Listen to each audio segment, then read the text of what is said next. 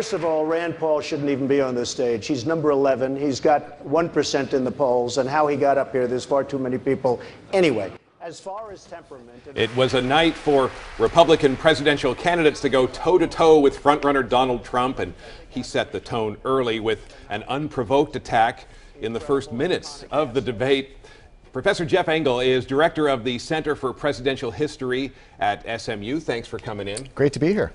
Okay, your overall impression of the debate, what jumped at it? It's reality TV, but it's becoming a little bit more like actual politics. We're starting to see a little bit more substance, especially in the third hour. It was a marathon event, and we're starting to see a little bit more policy debate and people starting to look actually presidential.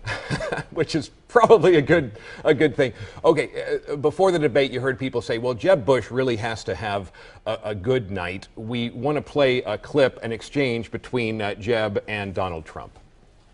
And your brother's administration gave us Barack Obama because it was such a disaster those last 3 months that Abraham Lincoln couldn't have been elected. You know what? As it relates to my brother, there's one thing I know for sure. He kept us safe.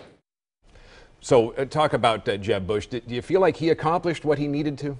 Well, I think he did because he wanted to come out and show that he had, as he put it, and as Donald put it, more energy. And he definitely showed that he was willing to exchange, willing to fight, had a few good lines. I think he demonstrated that he has a grasp of the policy issues, unlike others.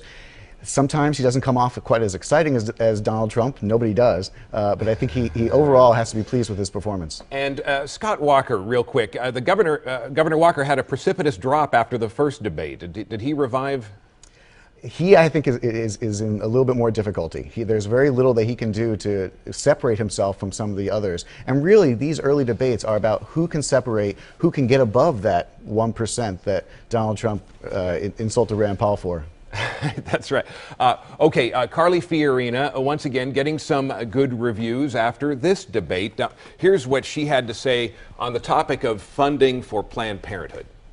I dare Hillary Clinton, Barack Obama to watch these tapes, watch a fully formed fetus on the table, its heart beating, its legs kicking, while someone says we have to keep it alive to harvest its brain. This is about the character of our nation.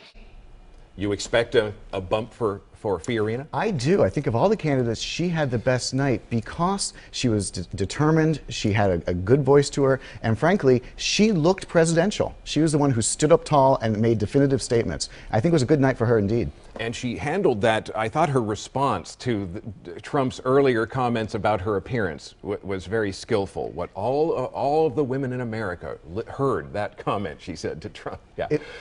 Okay, let's talk real quick. Ben Carson. Now he's had this surprising surge, but did he? Do you think did he really help himself? Well, I think he's the candidate that showed he's lacking in energy. He had a very difficult time getting into the debate, getting into the exchange, and frankly, his policy prescriptions are not that up to date, shall we say. He's a person who I think sounds good, has a good resume, but frankly is not saying a whole lot of substance. All right, and Senator Marco Rubio, when it comes to foreign policy, you know, he does speak with a lot of authority and a lot of detail, and that can sometimes trip up certain candidates. All right, Professor Jeff Engel, thank you so much for coming in and for your analysis. Let's now let you know what is to come.